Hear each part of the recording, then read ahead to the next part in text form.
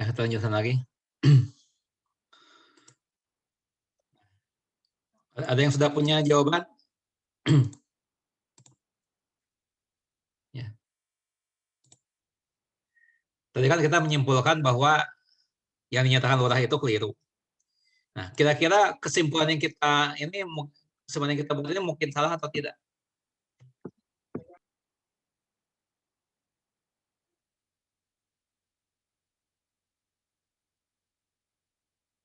Ayo.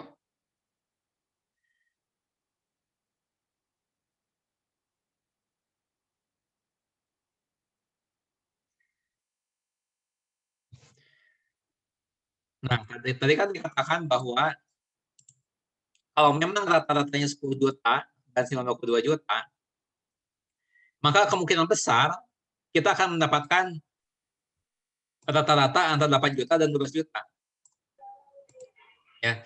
Dan kemungkinan kecil kita mendapatkan rata-rata kurang dari 8 juta atau lebih dari 12 juta.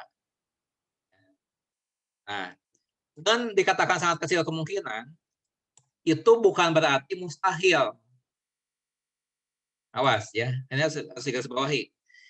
Yang artinya, yang dimaksud dengan kemungkinan kecil, itu bukan berarti bahwa mustahil terjadi. Itu masih mungkin untuk terjadi. Ya, jadi sangat mungkin kita mendapatkan rata-rata 3 juta rupiah. Ini sangat mungkin terjadi. Tapi kecil kemungkinannya. Ya, bisa terjadi ya, bisa terjadi tapi kecil kemungkinannya. Nah, sehingga ya, kesimpulan yang kita buat ini mungkin keliru. Ya, kesimpulan yang kita buat ini mungkin saja keliru. Ini perlu dibawahi, perlu digarisbawahi ya. Mungkin keliru.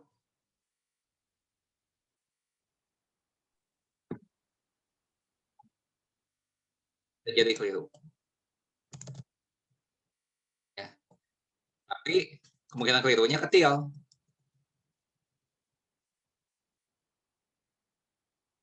Ya. Nah itu. Ya. Nah ini adalah analisa yang pertama. Ya. Nah, sekarang kita lihat analisa yang kedua. Analisa yang kedua ini agak mirip ya, agak mirip dengan apa namanya itu dengan teknik pengujian uji hipotesis ya. Ini mirip, tapi belum sama persis ya. Nah, jadi di sini kita tadi kan pernyataannya itu adalah kita nggak benar ya, kita nggak benar bahwa rata-rata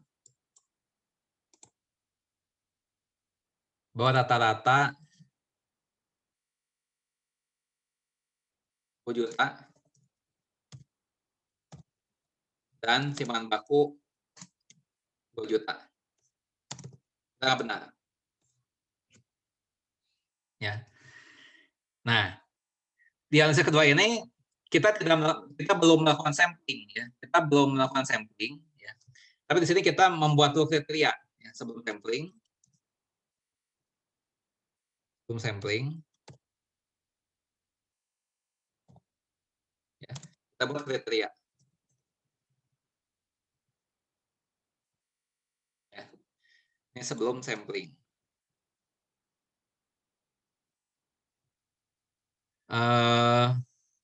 Kalau yang tadi ya, yang tadi kita sampling dulu ya. Yang tadi kita sampling dulu. Nah, ini sebelum sampling kita buat kriteria ya. Seandainya rata-rata yang diperoleh itu di antara 8 juta dan 12 juta.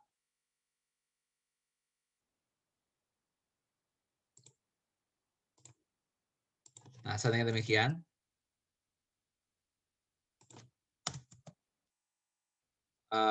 ini ya, seandainya demikian, maka kita apa namanya itu,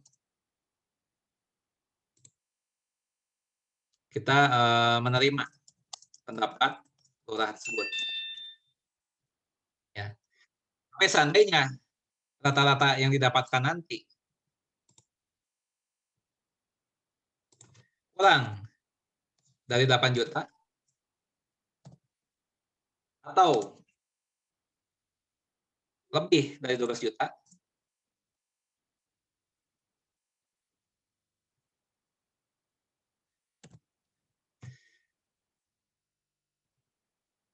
kita akan menolak pendapat lurah itu. Nah, ya, jadi di dalam analisis kedua ini kita di awal membuat kriteria seperti ini, ya. Nah, setelah membuat kriteria,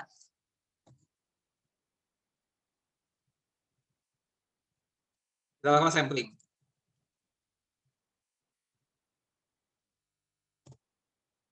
Ya, ternyata diperoleh rata-rata sebesar 3 juta.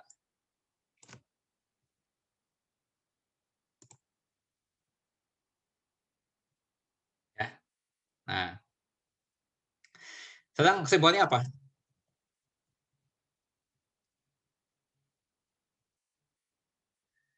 Apa kesimpulannya? Silahkan, siapa yang mau coba jawab? Berarti kesimpulannya menolak pendapat lurah, Pak. Ya, betul. Nah, yang jawab siapa tadi? Laylatul. Laylatul, coba lanjutkan Laylatul ya. Nah, setelah mengambil kesimpulan menolak, itu karena alasan apa? Dari kriteria yang dibuat, Pak. Ya, betul ya. Dari kriteria ini. Dari kriteria ini. Betul ya. Ini namanya adalah kriteria penolakan. Ya. Nah, ini namanya adalah kriteria penolakan.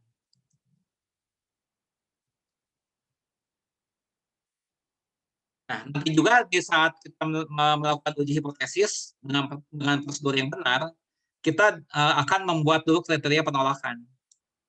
Ya. Nah, baru kemudian nanti dilakukan sampling, baru kemudian disimpulkan. Ya. Oke, jadi kesimpulannya kita tolak. Ya. Kita tolak pendapat lurah itu. Pertanyaan, ya. Apakah kesimpulan yang kita buat tadi mungkin salah?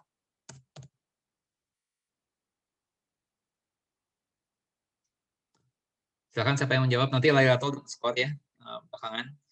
Kita coba jawab dulu, apakah kesimpulan yang kita buat ini tadi ini apakah mungkin salah?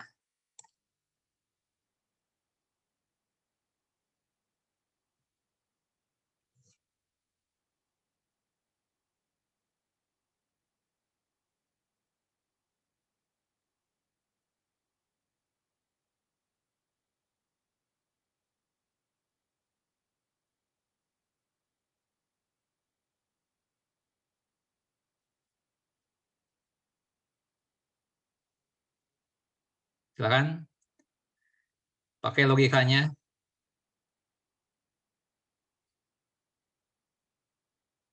Penduduk di kelurahan itu kita nggak tahu berapa orang, ya. Kita sampling 4 orang, hasilnya 3 juta.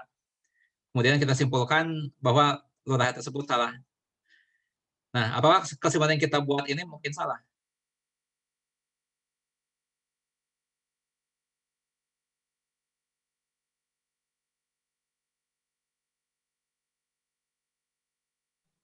Mungkin, Pak. Ya, silakan lanjutkan jawabannya Niki. Kenapa mungkin? Silakan. Mungkin karena kesimpulan yang tadi dibuat oleh lurah itu kesimpulan benar yang dibuat oleh lurah itu 96, berapa tadi, Pak? Oh, yang ini. Nah, ini. Iya. Ya, mana? Nah, ini. Iya. Ya, terus? 95,44%. Ya, terus? Lanjutkan. Sedangkan kesimpulan yang 3 juta itu, Pak, Ya. kebenarannya itu kemungkinannya cuma 4,6%. Jadi kita kan simpulkan lagi ya Pak. Ya. Kesimpulan kita itu bahwa si lurah itu salah. Nah, kesimpulan yang kita buat juga itu kemungkinan ada salahnya juga Pak. Ya. Berapa besarnya peluang kita salah?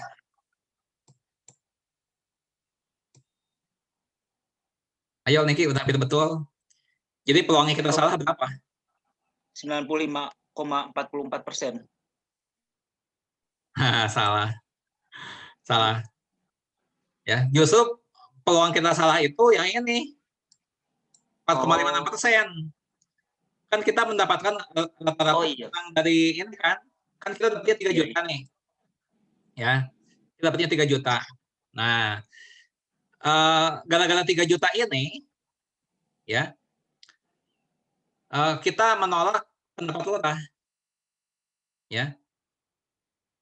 Nah, sedangkan peluang didapatkannya sampel ini 3 juta itu hanya hanya 4,56%. Nah, tetapi bukan berarti bahwa tidak mungkin saja terjadi tapi peluangnya kecil. Ya, jadi mungkin saja lurah itu benar, mungkin itu benar. Ya. Ini karena kita sial aja dapat yang 3 juta ini sehingga kita menyalahkan lurah itu. Ya, sehingga kita mengambil kesimpulan yang keliru. Ya. Jadi memang kemungkinan besarnya dapatnya sekian, ya, antara 8 juta sampai 12 juta. Kemungkinan besarnya sekian, ya. Tapi kalau pas lagi sial banget, ya, kita dapatnya 3 juta ini. Ya. Ini bukan mustahil terjadi, ya. Hanya kecil saja kemungkinannya. Ya, jadi mungkin saja lurah itu benar, mungkin, ya. Nah, di saat seperti itu kita melakukan kesalahan, ya. Di saat rata-ratanya benar 10 juta dan kita menolak, ya, berarti kita melakukan kesalahan. Nah, peluang kita salah itu adalah ini 4,56%. Ya. Nah, di dalam uji hipotesis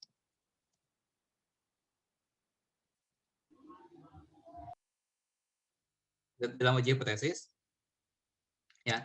Nah, yang 4,56% ini dinamakan, ya, yang 4,56% ini dinamakan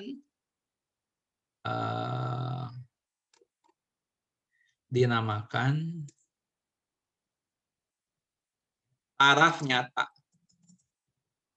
Ya, nanti kalau sudah mendengar istilah taraf nyata, ya ini di sini sudah diperkenalkan istilah ini, ya. Taraf nyata dilambangkan dengan alfa, simbolnya alfa. Ya. Nah, ini adalah peluang kita salah, ya, di dalam ketika menolak hipotesis yang seharusnya diterima.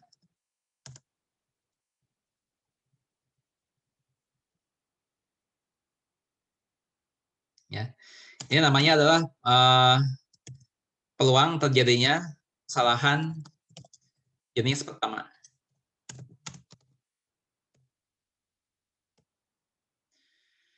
Ya, jadi di sini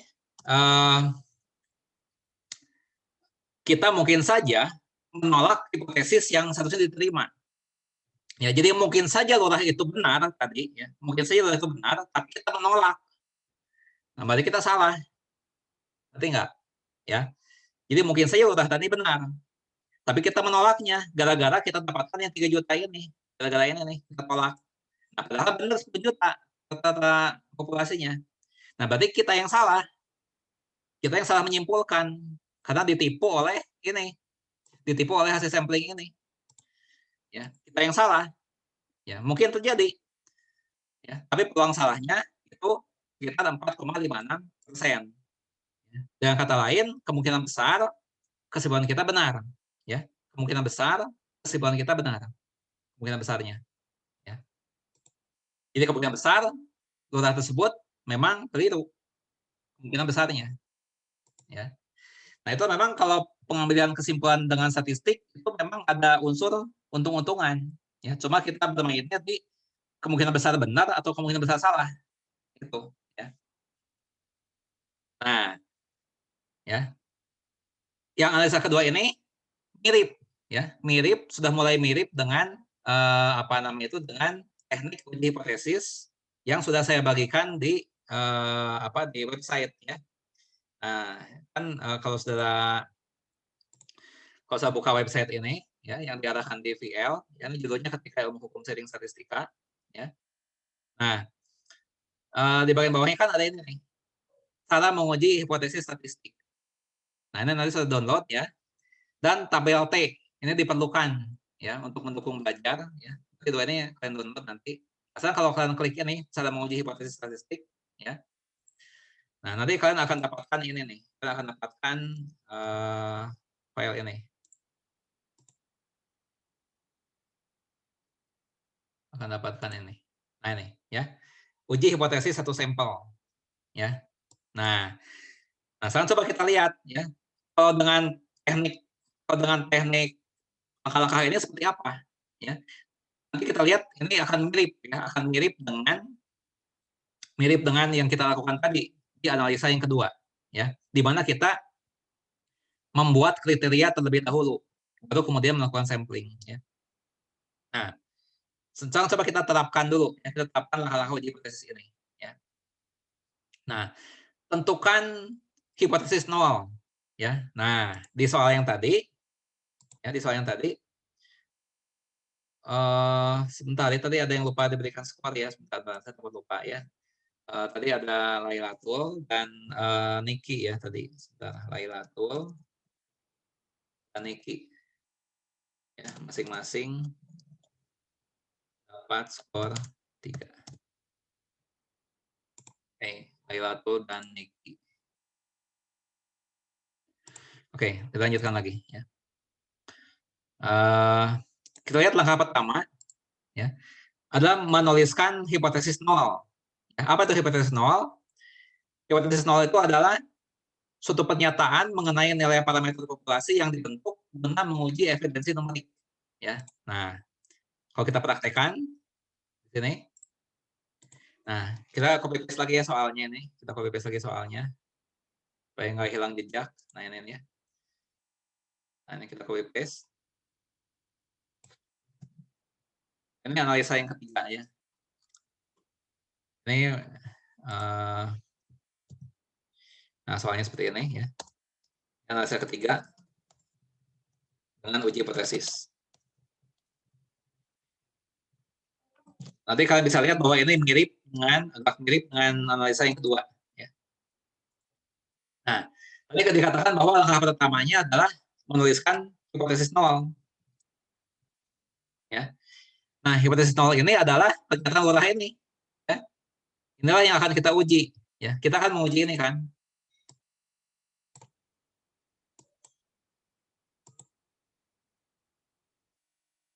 Nah, ya, ini adalah hipotesis nol. Nah, ini hipotesis nolnya. Inilah yang akan kita uji, ya. Itu rata-rata, ya, sama dengan 10 juta rupiah.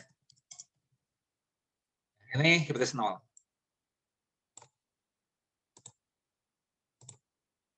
Nah, kemudian langkah kedua apa?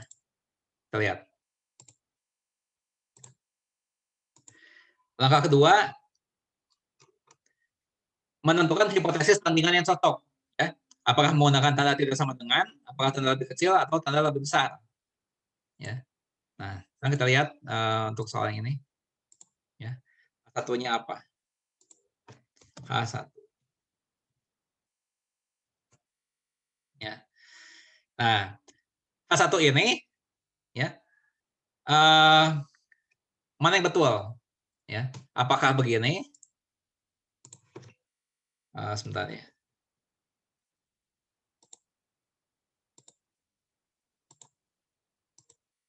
Apakah begini?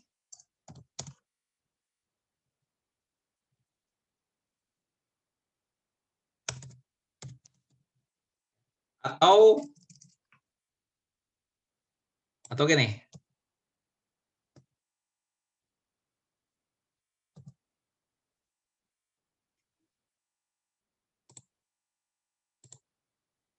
Nah, coba. Pak, mohon maaf itu di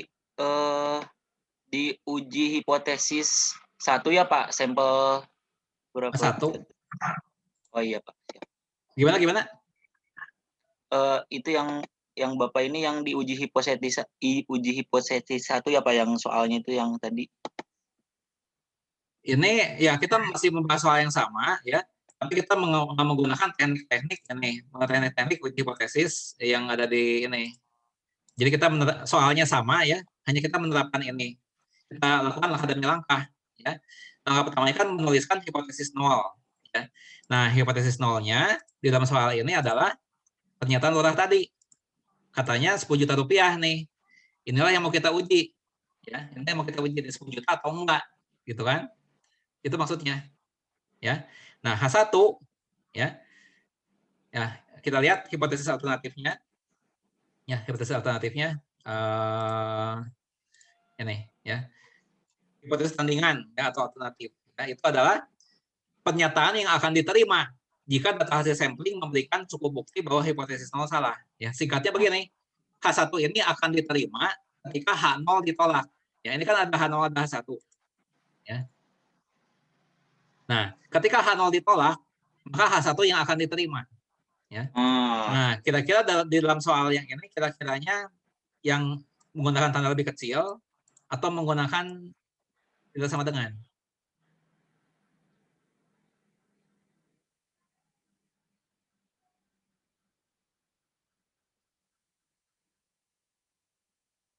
Ya. Nah, yang betul adalah ini. Ya.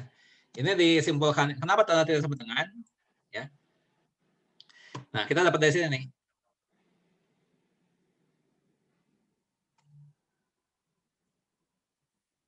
Dapatnya dari sini. Ya. Sekarang kalau kita mengatakan lurah itu keliru, ya berarti kalau keliru berarti tidak sama dengan 10 juta. Nggak tahu lebih kecil, nggak tahu lebih besar. Yang pasti tidak sama dengan 10 juta. Ya, maka itu kita pakai yang ini. Tidak sama dengan. Ya. Nah, yang 3 juta ini belum kita ketahui. Ya. Belum kita ketahui. Karena di dalam prakteknya, ini belakangan.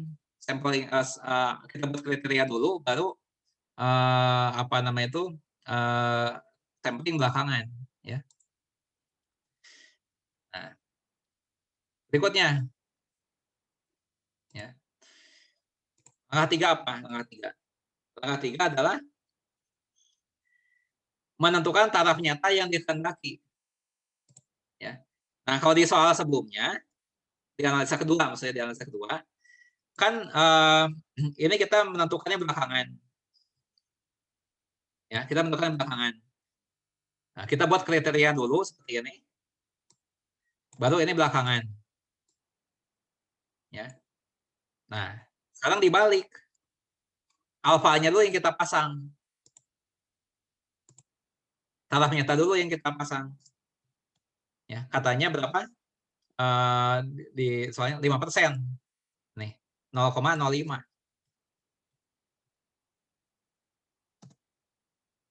Ya.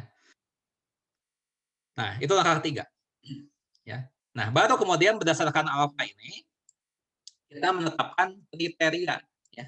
Dari sini baru kita nantinya menetapkan kriteria. Ya. Sebagai kita lihat langkah berikutnya. Langkah 4. Langkah 4, tentukan statistik uji yang sesuai dan tentukan pula daerah kritisnya. Nah, di saat kita membuat daerah kritis ini, kita membuat kriteria penolakan. Ya. Daerah kritis ini, nama lainnya adalah daerah penolakan. Ya. Nah, jadi di sini kita membuat kriteria nantinya. Tapi sebelumnya kita buat kita tentukan dulu statistik uji yang sesuai. Ya. Nah, ada 3 pilihan. Ya, untuk rata-rata ini ada 3 pilihan. Apakah yang Z ini, apakah yang T ini, atau yang Z ini? Ada 3 kemungkinan. Pilih yang sesuai, ya, berdasarkan kriteria ini. Ya. Z ini yang pertama digunakan jika simpangan baku populasi diketahui dan populasi normal. Nah, ya kalau populasi normal, kemudian simpangan baku populasi diketahui, kita pakai yang Z. Ya. Nah, kita lihat soal ini. Ya. Soal ini. Di soal ini kan diketahui nih populasi normal. Ya. Kemudian simpangan baku populasi diketahui 2 juta. Nah, ya, jadi diketahui simpangan baku populasi dan diketahui pula populasi normal. Nah, sehingga kita gunakan ya menurut tabel ini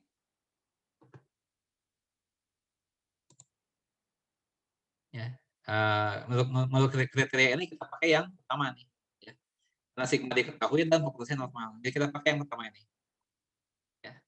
Nah, sekarang daerah kritis yang mana? Apakah yang pertama ini? Apakah yang kedua? Yang ketiga? Ya. Nah, tadi kita lihat H1-nya menggunakan tanda tidak sama dengan. Ya. Tadi kan H1-nya pakai tanda tidak sama dengan. Ini. Nah, ini. Ya, jadi kita pakai kriteria yang ini ya. Statistik ujinya tadi, statistik uji yang dipakai adalah Z sama dengan ya, X bar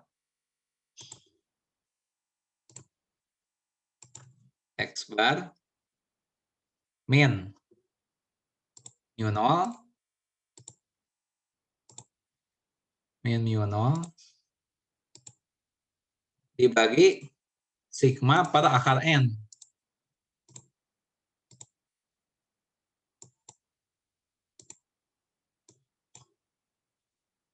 Dibagi sigma pada akar N.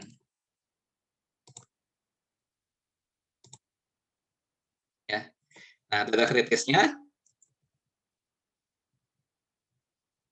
ya. Nah, kita pakai yang tadi. Yang di tabel tadi. Ya. Nah, itu ini nih. Karena H1-nya menggunakan tanda tidak sama dengan. Jadi kita pakai ini nih. Z kurang dari min Z alpha per 2 atau Z lebih dari Z alpha per 2. Ya, itu daerah kritisnya. Nah, jadi di sini kita hitung dulu alpha per 2.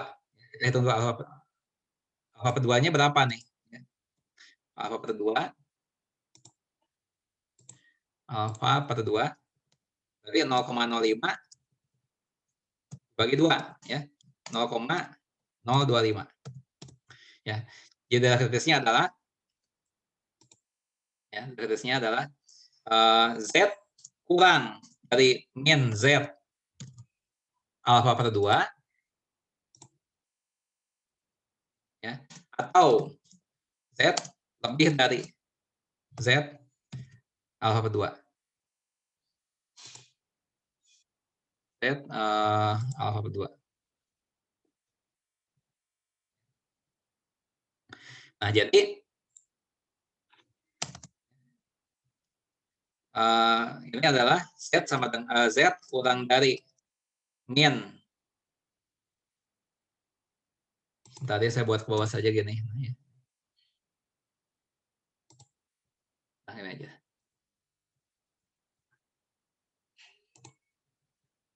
Z kurang dari min Z 0,025. Atau Z lebih dari Z 0,025. Ya.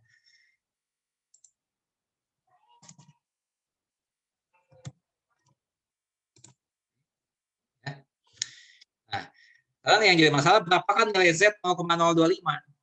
Berapa? Kalau di tabel.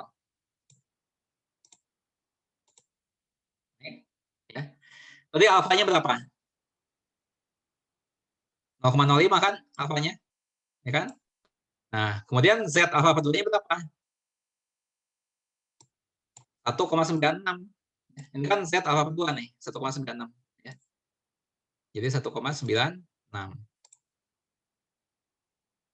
Jadi ini Z kurang dari min 1,96 atau Z lebih dari 1,96. Nah, inilah kriteria penolakan. Ini kriteria penolakan. Ya.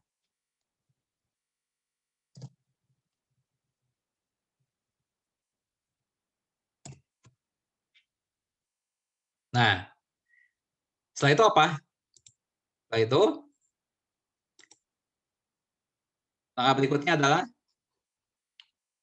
nih, ya. Nah, hitunglah nilai statistik uji dari data sampel. Ya. Tentukan nilai statistik uji dari data sampel. Caranya bagaimana? Kita sisa substitusikan hasil sampling tadi ke sini nih. Kita substitusikan ya. Hasil sampling.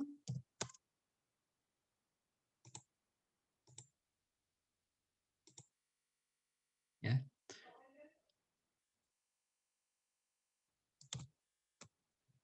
Sampling. Ya. Itu adalah Z sama dengan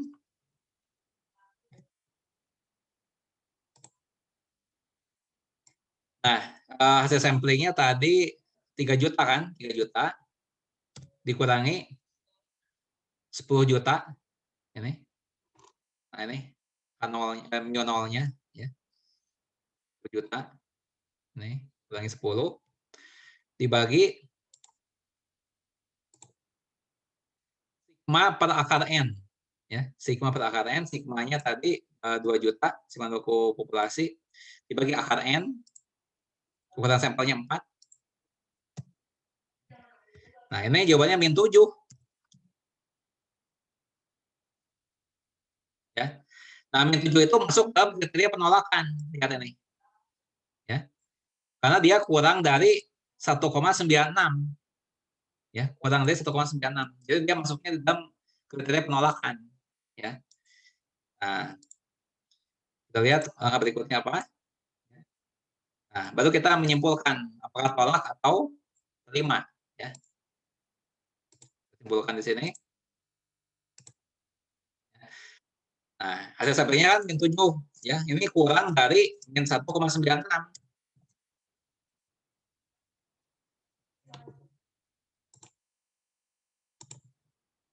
Jadi kita tolak.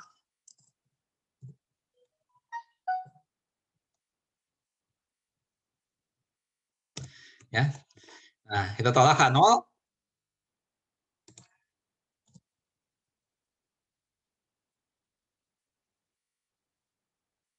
Ya, kita tolak H0. Nah, jadi cukup bukti. Bukti untuk menyangkal atau menyanggah pernyataan tersebut. Ya. Nah, apakah kesimpulan ini mungkin salah? Mungkin saja kesimpulan ini salah, tapi kemungkinannya kecil, ya, kemungkinannya cuma 5%. Ya. Jadi kesimpulan yang kita buat ini mungkin saja salah, tapi salahnya itu kemungkinannya hanya 5%. Nah, kata lain, kemungkinan besar benar kesimpulan ini, kesimpulan yang kita buat. Ya. Nah, itu. Uji ini signifikan.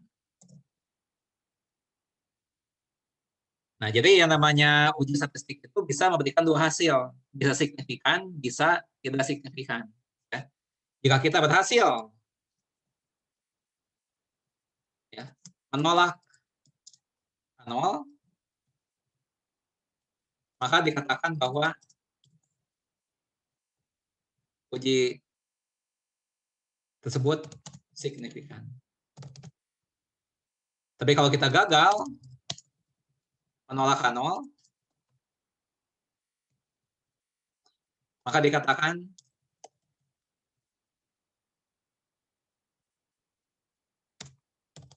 bahwa uji tersebut tidak signifikan. Ya.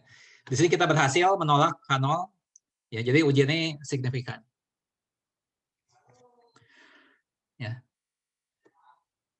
Nah, apakah ada yang bertanyakan tidak nih dari proses pengerjaan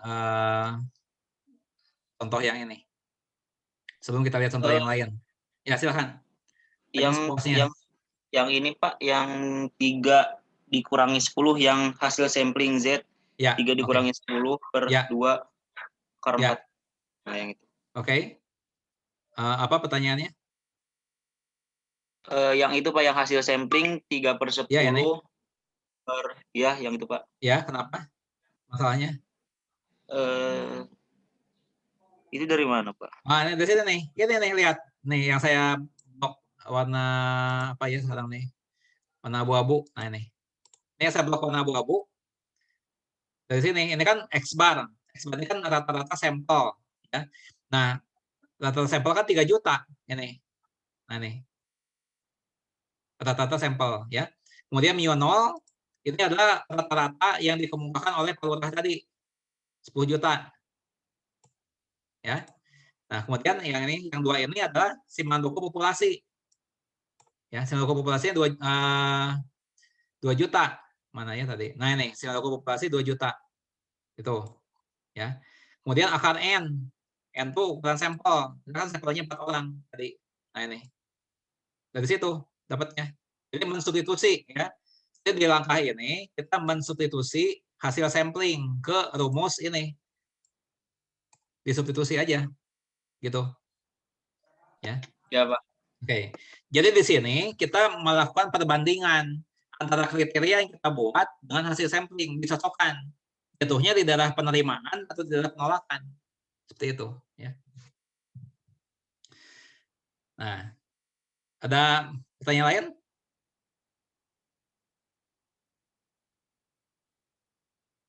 Ya.